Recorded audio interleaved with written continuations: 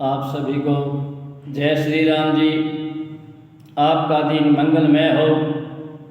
आज की कहानी का शीर्षक है संतों की महिमा। संतों की महिमा का गुणगान कौन कर सकता है, अर्थात कौन बयान कर सकता है। जिस प्रकार से गुरु की महिमा का बखान नहीं किया जाता, उसी प्रकार संतों की महिमा का भी बखान किया नहीं जा सकता। क्योंकि संत तो इस संसार में आते हैं, हमें जगाने के लिए आते हैं, इस भवसागर से निकालने के लिए आते हैं कि ये धोखा है, धोखा नश्वर है, ये संसार नश्वर है, इससे निकलने का रास्ता बताने के लिए संत हमारे संसार में आते हैं। वो धूमधाम से चल करके आते हैं, पिछले जन्मों में अच्छे कर्म किए हैं। इसी प्रकार संत और परमात्मा में कोई भेद नहीं है। एक छोटी सी कहानी है, कहानी के जरिए मैं आपको संत की महिमा बताता हूँ। एक संत जंगल में कुटिया में नित्य अपने परमात्मा का भजन करता था, और एक किरात बोलते शिकारी को, शिकार रोजाना शिकार खेलने के लिए उस जंगल में जाता था। लेकिन जो ही महात्मा जी के दर्शन होते तो उस शिकारी के मन में प्रणाम करने का भाव जागता, और उस महात्मा जी को नित्य जो प्रणाम करता और अपना शिकार खेलने के लिए निकल जाता था। उस शिकारी ने सोचा कि मैं तो यहाँ हिरणों का, मृगों का, पक्षियों का शिकार करने के लिए आता हूँ, इस महात्मा को यहाँ रोजाना देखता हूँ, जंगल में क्या करता है, ये किसका शिकार करना चाहता है, इससे पूछता हूँ। वो महात्मा जी के पास गया, बोला बाबा जी आप यहाँ किसका शिकार करना चाहते हैं?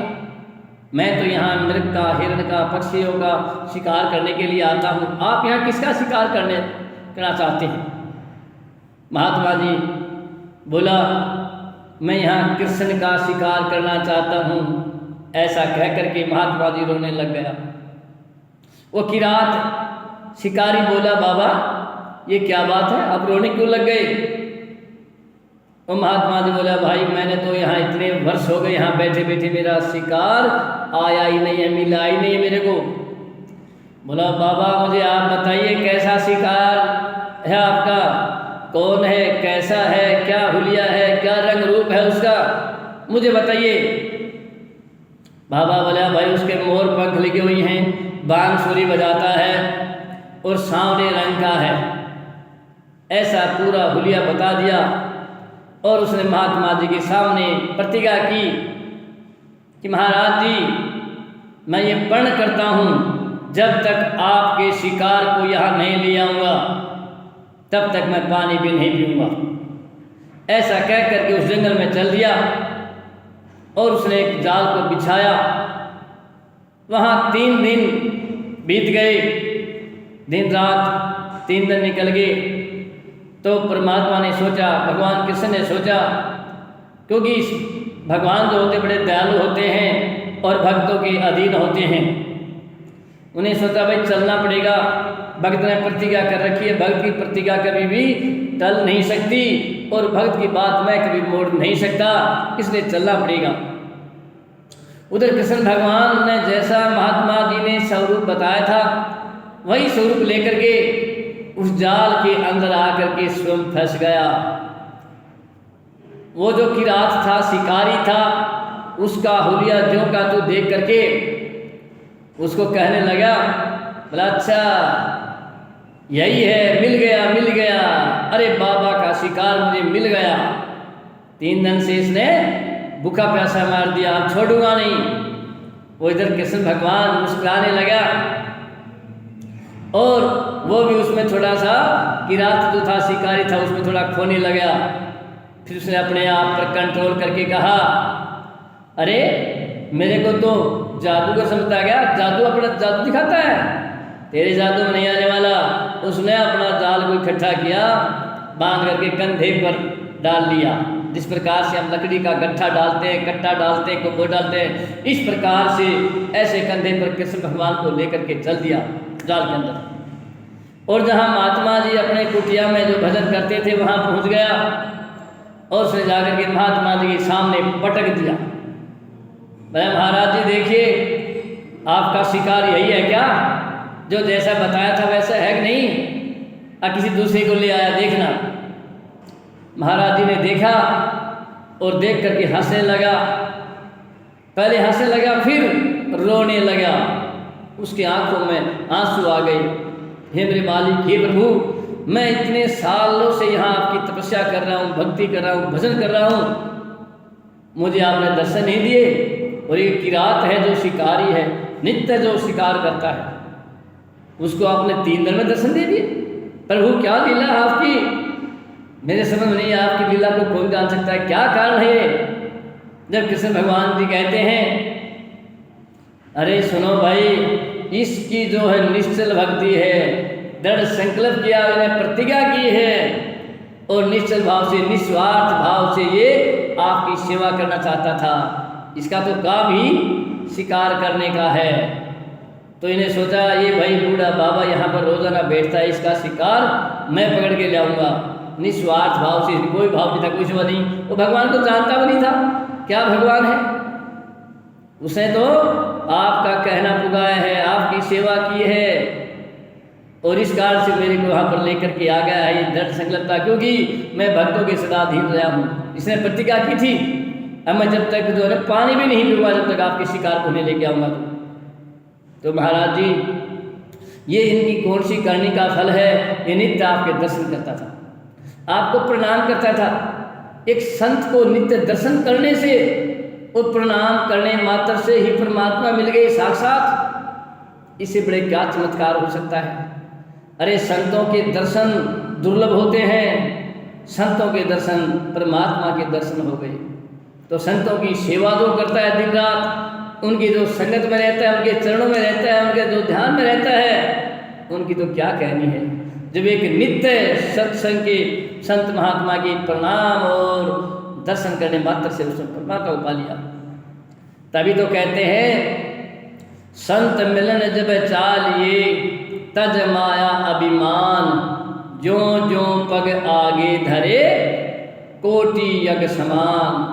जब हम संतों के दर्शन के लिए जाते हैं, जब हम सत्संग में जाते हैं, तो हमारे मन में ईर्ष्या, राग, द्वेष, अभिमान, अहंकार, किसी प्रकार का भाव नहीं होना चाहिए। वहाँ क्या हो, नाम में ही होता है, सब कुछ नाम के अंदर होता है। संत से आदान्य ते से संत, प्रत्येक शब्द के अंदर अर्थ होता है।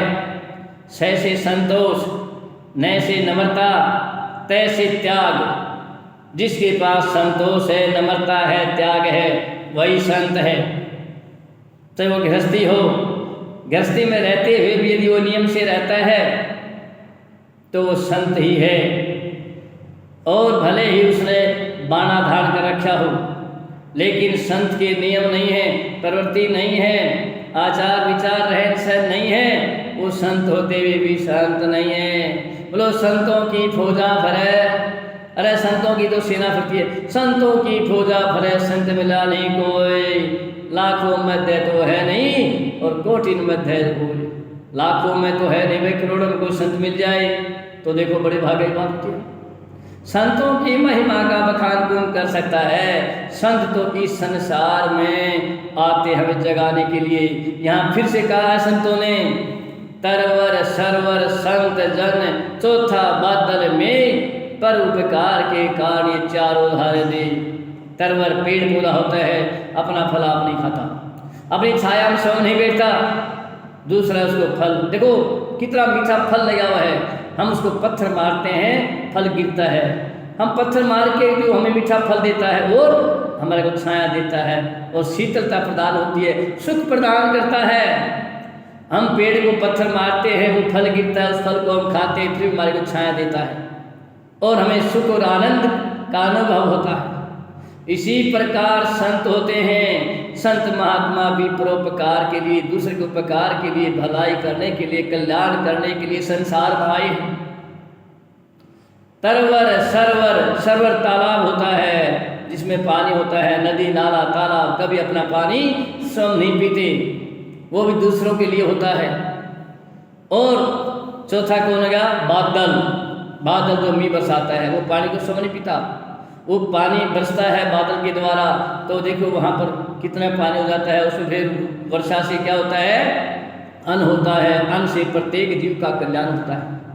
इसीलिए कहते हैं तरवर भी सरवर भी संत भी और बादल ये परोपकार के लिए, दूसरों के कल्याण के लिए जीवन धारण करते हैं। और यहाँ आगे भी बताया है अगर संत ना होते इस संसार में तो महाप्रलय हो जाती। आज भी बड़े बड़े तपस्वी हुए हैं, बड़े बड़े संत हैं, आज भी संसार में हैं, कभी इन्होंने बीज खत्म नहीं होता किसी चीज का। कहते ने आग लगी आकाश में झड़ पड़े अंगार, संत ना होते जगत में तो जल मरता संसार। अरे वो संत ही हैं जो शीतलता प्रदान करते हैं, उनको हम गाली दें, उनको हम बुरा बताएं।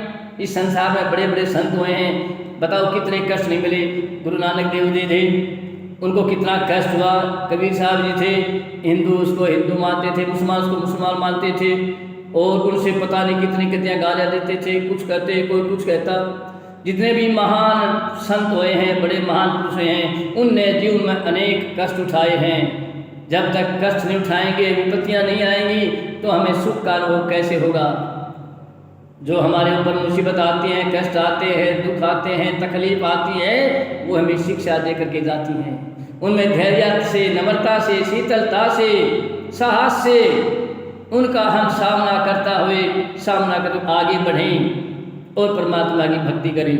जो परमात्मा की भक्ति करता है उसके बीच में अनेक प्रकार की कठिनाइयाँ, पहले मुसीबत ही आएगी, अनेक प्रकार की कठिनाइयाँ आएंगी, परिवार में आएगी, बाधा आएगी, तनाव आएगा, पशु में आएगा, परिवार में आपस में कलेश होगा, उसको आप प्रसाद समझिए। यदि आप उससे हार गए, बेचैन हो गए, रास्ता आपने छोड़ दिया, आप फेल हो गए। और इसमें फेल का ही काम नहीं, साहस से, हिम्मत से, धीरे धीरे। यहाँ पर भी कहा है संतों ने, देखो यहाँ पर भी कहा है, एकदम किसी को कुछ नहीं मिलता। यहाँ भी संतों ने कहा है, अरे सत्संग कौन सुना सकता है, कौन संतों की महिमा कर सकता है। यहाँ संतों का है, धीरे धीरे रे मना धीरे सब कुछ होय, माड़ी सिंचे सो घड़ा ऋतु आए फल होय। उल्टा मत हटो, जब वो मौसम आएगा, फली भी आएगी, बीज भी बनेगा, पककर तैयार हो जाएगा, निकालेगा। तो भक्ति एक दिन में खिलने वाली चीज़ नहीं है। भक्ति के जन्मों जन्म बीत जाते हैं, पता नहीं कितने जन्म बीत जाते हैं, जब जाकर के भक्ति को रंग लाती है। और किसी के बड़े परम सौभाग्य होते हैं जो उस जन्म में भक्ति का रंग उसको आ जाता है। संत की महिमा देखिए, छोटी सी कहानी थी, संत के दर्शन और संत को प्रणाम करना। देखो एक शिकारी को दर्शन हुए हैं, तो आप सभी से मेरी यही गुजारिश है, यदि आप इस चैनल पर पहली बार आए हैं तो इसको सब्सक्राइब करें, लाइक करें, शेयर करें। किसी प्रकार की कोई भी गलती हो तो माफ़ करें। जय श्री राम, सत साहिब, राधा स्वामी जी, जय श्री राधे कृष्ण जी, जय श्री श्याम।